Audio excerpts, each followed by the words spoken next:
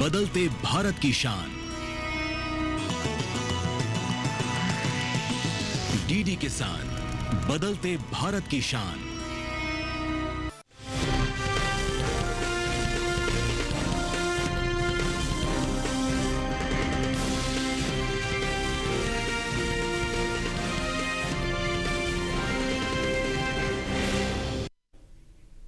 नमस्कार, आप देख रहे हैं दूरदर्शन किसान चैनल। मंडी खबर में स्वागत आप सभी का। मैं हूं आपके साथ अदिति शर्मा। आज के इस बुलेटिन में हम आपको बताएंगे देश भर की मंडियों का ताजा हाल। इस दौरान हम जानेंगे कि किन कृषि उपज मंडियों में जिंसों के दाम चढ़े, कहां रही गिरावट और आने वाले दिनों में बाजार का रुख क्या रहने वाला है। आज के बुलेटिन में खास तौर पर हमारा फोकस होगा केला, कॉफी, दलहन, तिलहन, फल, धनिया और मक्का पर। इसके अलावा भी आपको मिलेगी कई फसलों से जुड़ी अहम जानकारियां जो देश भर के किसानों के लिए बेहद उपयोगी साबित होंगी। लेकिन आइए सबसे पहले नजर आज की सुर्खियों पर।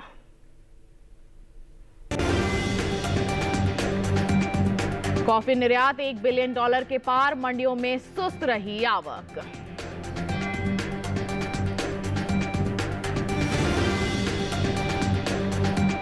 केला निर्यात $176 मिलियन के पार, पैदावार के मामले में आंध्र प्रदेश सबसे आगे।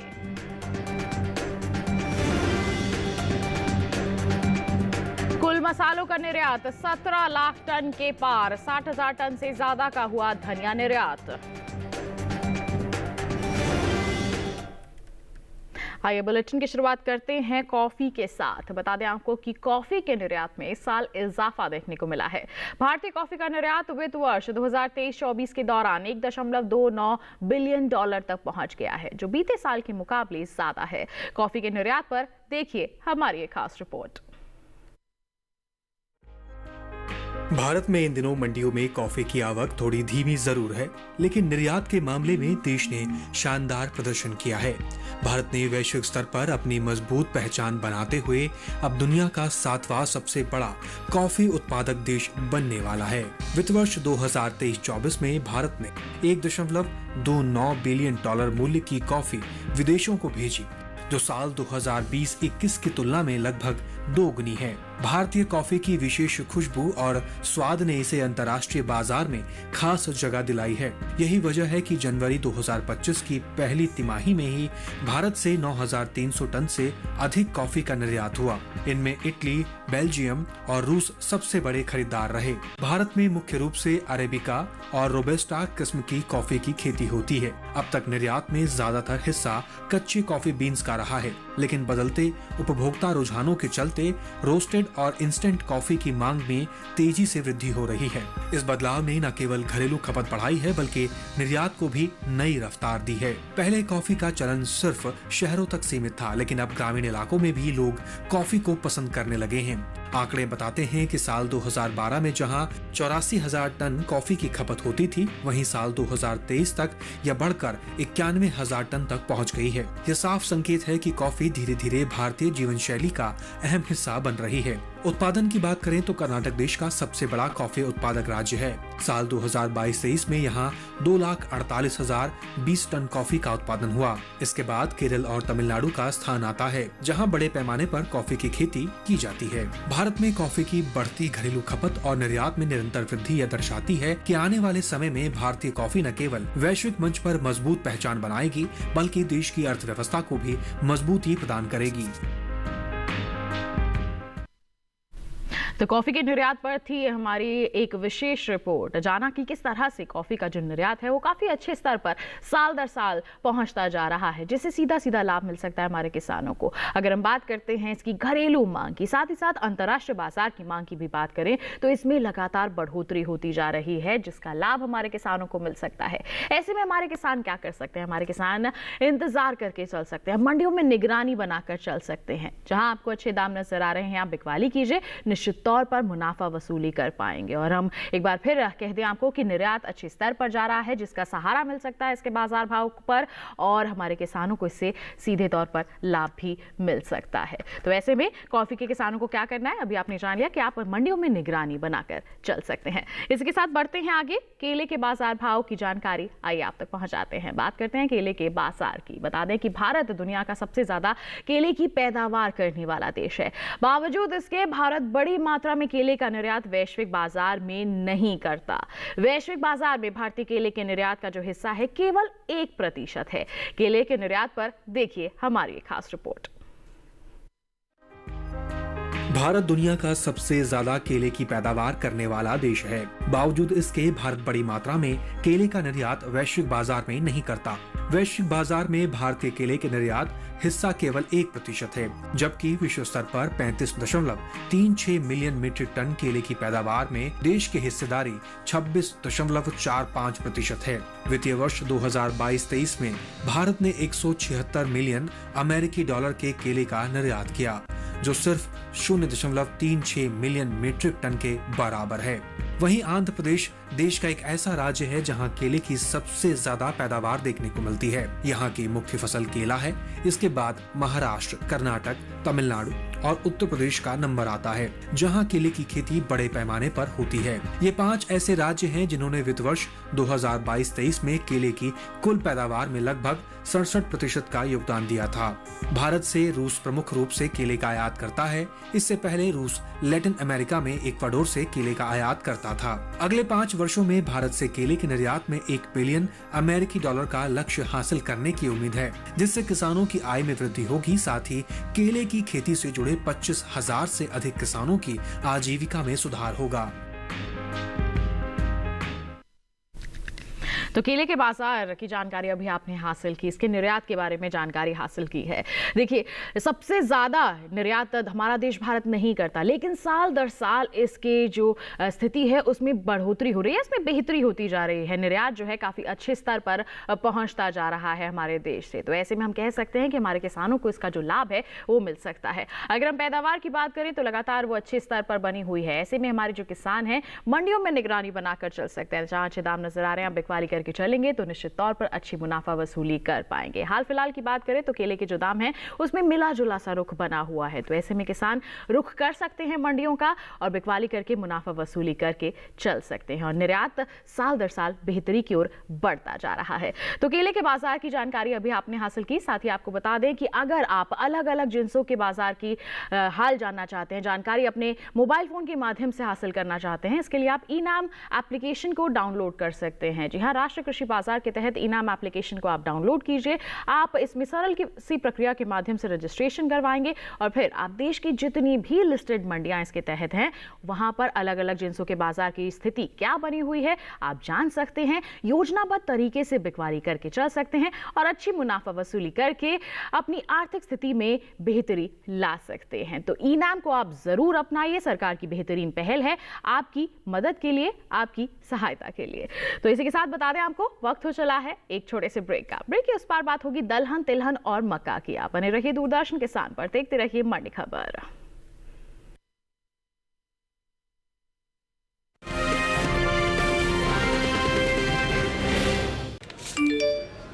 कम समय में ज्यादा मुनाफा, बस एक क्लिक में। कमाल है। अनजान लिंक्स पर क्लिक मत कीजिए। आरबीआई कहता है जानकार बनिए, सतर्क रहिए।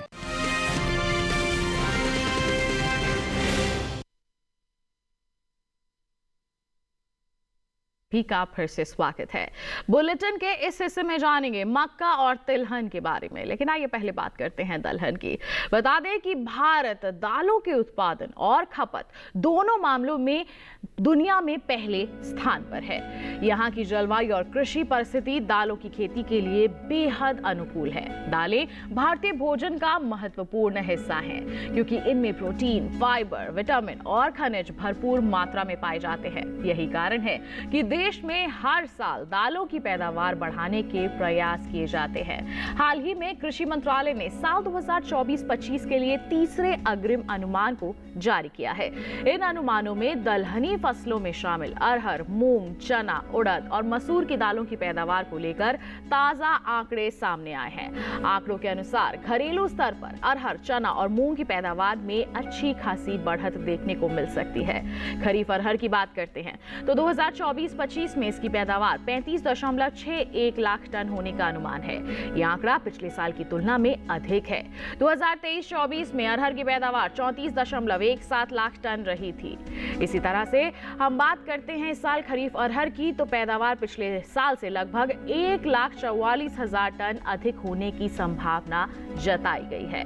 वहीं रबी चने की पैदावार साल 2024-25 में 113,37,000 टन हो सकती है, जो बीते साल से 110.39 टन रही थी। बता दें कि उड़द की रबी और खरीफ की कुल जो पैदावार है साल 2024-25 में 21.06 लाख टन हो सकती है, जो बीते साल से कम है। वहीं मूंग की पैदावार की बात करते हैं तो इस साल इसमें इजाफा हो सकता है। घरेलू स्तर पर मूंग, बता दें आपको, जो रबी की मूंग है वहाँ उसमें और साथ ही साथ खरीफ में पैदावार कुल मिलाकर 38.19 लाख टन हो सकती है, जो पिछले साल के मुकाबले ज्यादा है।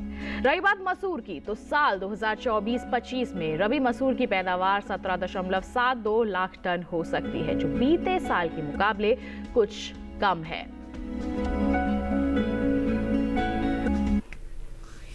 तो कुल दलहन किस तरह से बना हुआ है, पैदावार की स्थिति किस तरह चल रही है, इसके बारे में अभी हमने जानकारी हासिल की है। आइए रुक कर लेते हैं हमारे कमोडिटी एक्सपर्ट अनुज गुप्ता जी का, जो हमारे साथ फोन लाइन पर जुड़ चुके हैं। उनसे हम दलहन के बारे में हासिल कर लेते हैं कुछ महत्वपूर्ण जानकारियां।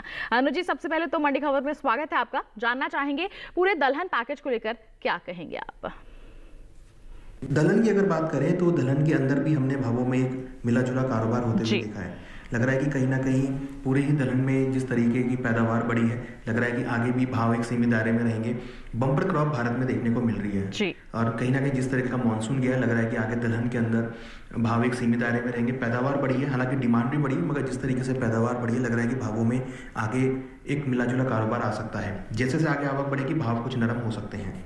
बिल्कुल, तो अभी फिलहाल मिला जुला जो माहौल है वो बना हुआ है, लेकिन कुछ नरमी भी यहाँ पर अनुमानित लेकर चल रहे हैं। तो ऐसे में किसानों को आप किस तरह की सलाह देंगे? दलहन के किसानों को सलाह है कि उनको फिलहाल अभी क्रॉप को बेच के निकल जाना चाहिए। हालांकि सरकार ने एमएसपी बढ़ाया, जिसका बेनिफिट किसानों को मिल रहा है, मगर हमें लगता है कि आगे चलकर जैसे जैसे आवक बढ़ेगी तो भावों में कुछ मिला जुला कारोबार देखने को मिलेगा। फिलहाल हमें लगता है कि जो भी किसानों ने होल्ड किया है उसको बेच के निकल जाए। भावों में आगे कुछ नरमी देखने को मिल सकती है या भाव सीमित दायरे में रहेंगे, क्योंकि इस बार पैदावार बढ़ती हुई नजर आ रही है और किसानों को इस बार एमएसपी का भी बेनिफिट मिलता हुआ नजर आ रहा है। बिल्कुल, एमएसपी बढ़ाई है जिसका लाभ हमारे किसानों को मिल सकता है, लेकिन इसके साथ साथ ही पैदावार में भी बढ़ोतरी हुई है, जिससे एक दबाव की स्थिति बनी रह सकती है, या फिर हम कह सकते हैं एक सीमित दायरे में कारोबार करते हुए नजर आ सकते हैं दलहन की जो बाजार है। तो ऐसे में हमारे कमोडिटी एक्सपर्ट द्वारा यही सलाह दी जा रही है कि आप हाल फिलहाल में मंडियों में निगरानी बनाकर चलिए, धीरे धीरे करके बिकवाली करके चलेंगे तो निश्चित तौर पर अच्छे मुनाफा आप अर्जित कर पाएंगे, क्योंकि आगे मिला जुला सा रुख या फिर एक सीमित दायरा ही बनता हुआ नजर आ सकता है। इसी के साथ अनुज जी, आपसे गुजारिश है कि आप बने रहिए हमारे साथ। बुलेटिन के दौरान हम आपसे जानकारी लेते रहेंगे। फिलहाल हम बढ़ते हैं आगे, बात करते हैं तिलहन के बाजार की। बता दें कि भारत में तिलहनी फसलें जो हैं कृषि और खाद्य तेल उत्पादन के लिए बेहद महत्वपूर्ण मानी जाती हैं। इनमें सरसों, सोयाबीन, सूरजमुखी, तिल और मूंगफली प्रमुख हैं। साल 2024-25 के दौरान इन फसलों की पैदावार देश के कई राज्यों में अच्छी रही है। खासतौर पर राजस्थान, मध्य प्रदेश, महाराष्ट्र, पश्चिम बंगाल और गुजरात में तिलहनी फसलों का जो उत्पादन है अधिक मात्रा में देखने को मिला है। कृषि मंत्रालय की ओर से जारी तीसरे अग्रिम अनुमान के मुताबिक 2024-25 में घरेलू स्तर पर कुल तिलहनी जो फसलें हैं उसकी पैदावार 426.09 लाख टन तक पहुंचने का अनुमान है। ये आंकड़ा देश में खाद्य तेल की उपलब्धता के लिहाज से एक सकारात्मक संकेत है। अगर हम सिर्फ सरसों की बात करते हैं तो इस साल रबी सरसों की पैदावार 126.06 लाख टन होने का अनुमान है। वहीं मूंगफली, अरंडी, सोयाबीन और सूरजमुखी की पैदावार ने बेहतर प्रदर्शन दिखाया है। जी हाँ, इसकी जो पैदावार है उसमें बेहतर प्रदर्शन हमें देखने को मिल सकता है। इन फसलों से देश में खाद्य तेल की मांग का एक बड़ा हिस्सा पूरा होता है, जिससे आयात पर जो निर्भरता है कम करने में मदद मिलती है। वहीं अगर हम बात करते हैं सोयाबीन की, तो साल 2024-25 के दौरान खरीफ सोयाबीन की पैदावार 151.80 लाख टन अनुमानित है। मूंगफली की उपज पर नजर डालें तो इस साल मूंगफली की कुल जो पैदावार है 118.96 लाख टन के पार जा सकती है, जो बीते साल से ज्यादा है। वहीं खरीफ अरंडी की बात करते हैं तो इसकी उपज 17.30 लाख टन, कुल तिल की पैदावार 8.29 लाख टन। वहीं सूरजमुखी की उपज की बात करें तो 1.96 लाख टन, जबकि अलसी की बीज की जो पैदावार है 1.13 लाख टन होने का अनुमान जताया गया है। तो कुल तिलहनी फसलों की अगर हम बात करते हैं तो पैदावार जो है काफी अच्छे स्तर पर हो रही है, जिससे कहीं ना कहीं आयात पर जो निर्भरता है उससे कम करने में मदद मिल सकती है। इसका बाजार आगे कैसा रह सकता है, जानकारी के लिए एक बार फिर रुक कर लेते हैं हमारे कमोडिटी एक्सपर्ट का। अनुज जी, तिलहन को लेकर किस तरह की प्रतिक्रिया रहेगी आपकी? तिलहन की अगर बात करें तो तिलहन की डिमांड यहाँ पे बढ़ सकती है। जिस तरीके से त्योहारी सीजन चल रहा है, हमें लगता है कि आने वाले दिनों में तिलहन की डिमांड यहाँ पर बढ़ सकती है, जिसका असर भावों में देखने को मिल सकता है। शादियों का सीजन भी है, जिसका असर यहाँ पर आता हुआ दिखाई दे रहा है। हमें लगता है आने वाले दिनों में तिलहन के अंदर भावों में तेजी देखने को मिल सकती है। बिल्कुल, तो आपका कहना है कि एक तेजी का जो माहौल है वो बनता हुआ नजर आ सकता है, तो इसका लाभ हमारे किसान कैसे उठाएं, किस तरह के कदम उठाने की आप सलाह देंगे? अगर हम बात करें किसानों की, तो किसानों को तिलहन को अभी होल्ड करके चलना चाहिए। यहाँ से तेजी देखने को मिल सकती है, डिमांड बढ़ सकती है, जिसका असर भावों पे रहेगा। हमें लगता है कि ओवरऑल आने वाले दिनों में तिलहन के अंदर तेजी का रुख रहेगा, डिमांड का असर भावों पे पड़ सकता है, और जिस तरीके से निर्यात बढ़ रहा है हमें लग रहा है कि उसका भी डिमांड यहाँ पे आती हुई दिखाई दे सकती है। तो ओवरऑल अगर हम बात करें तो तिलहन के अंदर आने वाले दिनों में तेजी आ सकती है। किसानों को सलाह है कि तिलहन को होल्ड करके चलें। बिल्कुल, तो अच्छे निर्यात और साथ ही साथ घरेलू स्तर पर अच्छी मांग के चलते तेजी का अनुमान जताया जा रहा है, जिसका लाभ हमारे किसान उठा सकते हैं। इसके लिए क्या करना है, थोड़ा सा इंतजार करके आपको चलना है, मंडियों में निगरानी बनाकर आपको चलना है। जैसे जैसे मजबूती का दौर आपको देखने को मिलेगा, आप तब बिकवाली करेंगे तो निश्चित तौर पर अच्छी मुनाफा वसूली आप कर पाएंगे। तो तिलहन की बात हो गई, बढ़ते हैं आगे। मक्का के बाजार की जानकारी आई आप तक पहुंचाते हैं। बता दें कि देश में इस साल मक्का की पैदावार रिकॉर्ड स्तर पर पहुंच सकती है। कृषि मंत्रालय के तीसरे अग्रिम अनुमान के मुताबिक साल 2024-25 में कुल उत्पादन लगभग 422.81 लाख टन रहने की संभावना है। यह आंकड़ा पिछले साल की तुलना में करीब 46 लाख टन ज्यादा है। माना जा रहा है कि इतनी बड़ी पैदावार का जो असर है मक्का के बाजार भाव पर भी साफ दिखाई देगा। भारत मक्का उत्पादन में दुनिया का 5वां सबसे बड़ा देश है, लेकिन निर्यात की रैंकिंग में 14वें स्थान पर है। कर्नाटक, मध्य प्रदेश, बिहार, तमिलनाडु, तेलंगाना, महाराष्ट्र और आंध्र प्रदेश जैसे राज्य मक्का उत्पादन के बड़े केंद्र हैं। हालांकि उत्पादन काफी अधिक है, लेकिन घरेलू खपत ज्यादा होने से निर्यात सीमित रह जाता है। एपिडा के ताजा आंकड़ों के अनुसार साल 2024 में भारत ने 14,42,000 मीट्रिक टन मक्का का निर्यात किया, जिसकी कीमत लगभग 443 मिलियन अमेरिकी डॉलर है। तो अभी आपने जाना कि मक्का का जो बाजार है किस तरह से हो रहा है। देखिए, निर्यात अच्छे स्तर पर जा रहा है, लेकिन पैदावार भी बहुत अच्छी बनी हुई है। घरेलू स्तर पर इतनी अच्छी मांग है कि निर्यात में जो वो स्थान है वो 14वें नंबर पर ही विश्व में आ रहा है हमारे देश का। तो ऐसे में हम कह सकते हैं कि हमारे किसानों को इसका लाभ मिल सकता है। जैसे जैसे निर्यात बढ़ता जाएगा हमारे किसान इसका लाभ ले पाएंगे। तो ऐसे में आप मंडियों में निगरानी बनाकर चलें। ई-नाम एप्लीकेशन का भी आप साथ ले सकते हैं। देश के अलग अलग मंडियों में किस तरह से बाजार भाव बने हुए हैं, जानकारी हासिल करके बिकवाली करके अच्छी मुनाफा वसूली कर सकते हैं। और ये केवल मक्का के लिए नहीं, बल्कि देश की अलग अलग जिन्सों की हम बात कर रहे हैं। आप इसमें रजिस्ट्रेशन करवाइए, अलग अलग जिन्सों के बाजार की जो जानकारी है आप हासिल कर सकते हैं ई-नाम एप्लीकेशन के माध्यम से। सरकार ने आपकी मदद के लिए इसकी शुरुआत की है, इसे जरूर अपनाइए, इसे अपने लिए कारगर साबित कीजिए और साथ ही साथ इसे सफल जरूर बनाइए। ई-नाम की बात हो गई, इसी के साथ बताते चले वक्त हो गया है एक और छोटे से ब्रेक का। आगे जानेंगे हम धनिया का हाल। आप बने रहिए दूरदर्शन किसान पर, देखते रहिए मंडी खबर।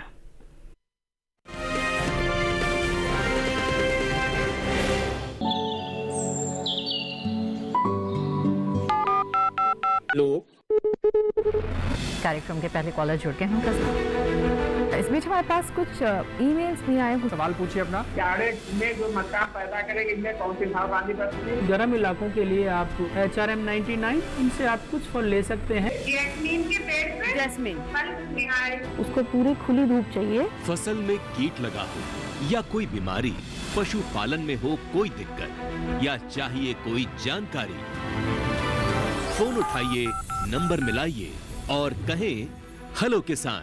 सोमवार, बुधवार और शुक्रवार शाम 6 से 7 बजे सिर्फ DD किसान पर।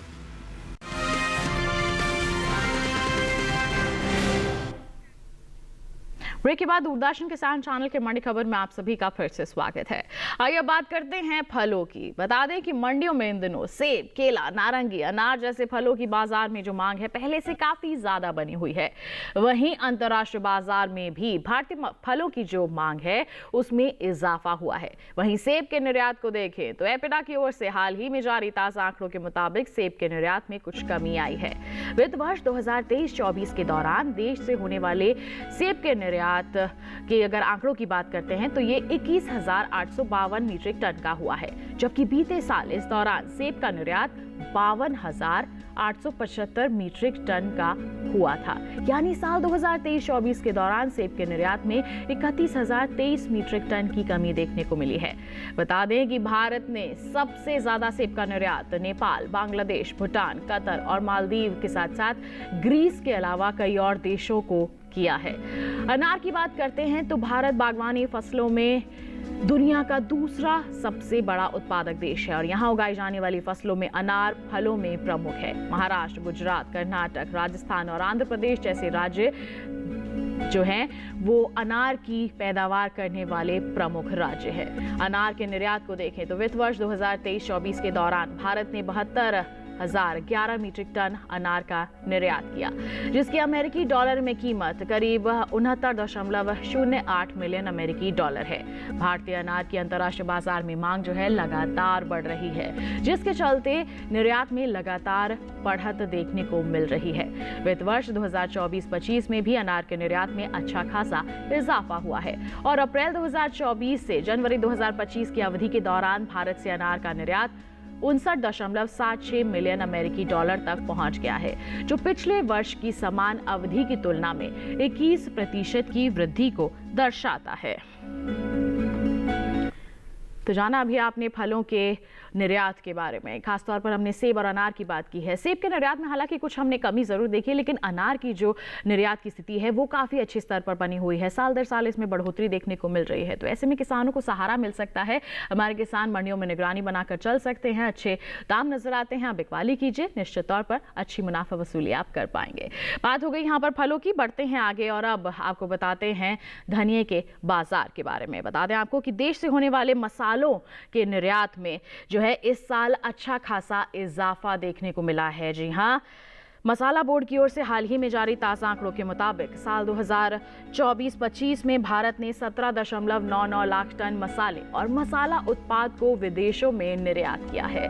इससे देश को 39,994.48 करोड़ रुपए की कमाई हुई है, जिसकी अमेरिकी डॉलर में कीमत करीब 4,722.65 मिलियन डॉलर है। पिछले साल 2023-24 में भारत ने 15.40 लाख टन मसाले का निर्यात किया था, जिसकी कीमत 36,958.80 करोड़ थी और अमेरिकी डॉलर में इसकी कीमत करीब 4,464.17 मिलियन डॉलर थी।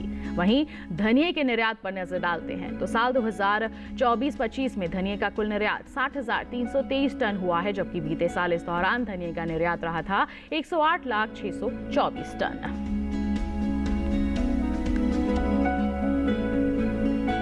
तो अनु जी हमारे साथ लगातार बने हुए हैं, उनका ही रुख कर लेते हैं। अनु जी, धनिये को लेकर क्या कहना चाहेंगे आप? अगर हम बात करें धनिये की तो धनिये के बाज़ार में हमने तेज़ी आते हुए देखी है। जैसा हम देख रहे थे कि पिछले कुछ दिनों में अच्छी खासी डिमांड मसालों में आती हुई दिखाई दी है, तो उसकी वजह से धनिये के भावों में तेज़ी का रुख देखने को मिल रहा है। हमें लगता है आने वाले दिनों में धनिये के भावों में तेज़ी का रुख बना रहेगा। कहीं ना कहीं जो निर्यात मांग है उसका भावों को सपोर्ट आता हुआ दिखाई दे रहा है। बिल्कुल। तो ऐसे में हमारे जो किसान हैं वो क्या कर सकते हैं, क्या कहेंगे आप? धनिये किसानों को सलाह है कि उनको फिलहाल अभी पोजीशन को होल्ड करके चलना चाहिए। यहाँ से उनको आने वाले दिनों में तेजी देखने को मिल सकती है। डिमांड यहाँ पे बढ़ती हुई नजर आ रही है और लग रहा है कि यहाँ पर आने वाले दिनों में भावों में तेजी का रूप देखने को मिल सकता है। निर्यात मांग का असर रहेगा। साथ में अगर हम देखें तो कहीं ना कहीं जिस तरीके से निर्यात मांग बढ़ी है, डोमेस्टिक मांग बढ़ी है, उसका असर भी भावों में आ सकता है। बिल्कुल, तो ये सलाह थी हमारे कमोडिटी एक्सपर्ट की हमारे धनिये के किसानों के लिए। और इसके साथ साथ आइए एक बार फिर रुक कर लेते हैं हमारे कमोडिटी एक्सपर्ट का, जान लेते हैं क्या है उनकी विशेष सलाह हमारे सभी दर्शकों के लिए। अगर हम एक्सपर्ट एडवाइस की बात करें तो किसानों को मसालों पे ज़्यादा ध्यान रखना चाहिए। निर्यात मांग बढ़ सकती है जिसका असर भावों में पड़ सकता है। हमें लगता है कि आने वाले दिनों में मसालों में तेजी का रुख रहेगा और जिस तरीके से आवक यहाँ पर बढ़ती हुई नजर आ रही है, प्लस जो डिमांड यहाँ पे बढ़ रही है, उसका असर भावों में पड़ सकता है। निर्यात मांग का असर भावों पर रहेगा। तो हमें लगता है कि आने वाले दिनों में जीरा, धनिया, हल्दी, साथ में अगर बात करें तो बाकी मसालों के अंदर भी तेजी देखने को मिल सकती है। तो हमें लगता है किसानों को मसालों पर ज़्यादा ध्यान रखना चाहिए। आने वाले दिनों में तेजी देखने को मिल सकती है। बिल्कुल, तो ये थी मसालों के किसानों के लिए हमारे कमोडिटी एक्सपर्ट की विशेष सलाह। और इसके साथ ही साथ अनुज आपका बहुत बहुत धन्यवाद देना चाहेंगे, आपने तमाम जिन्सों पर इतनी अहम जानकारियां सभी हमारे दर्शकों के साथ साझा की है।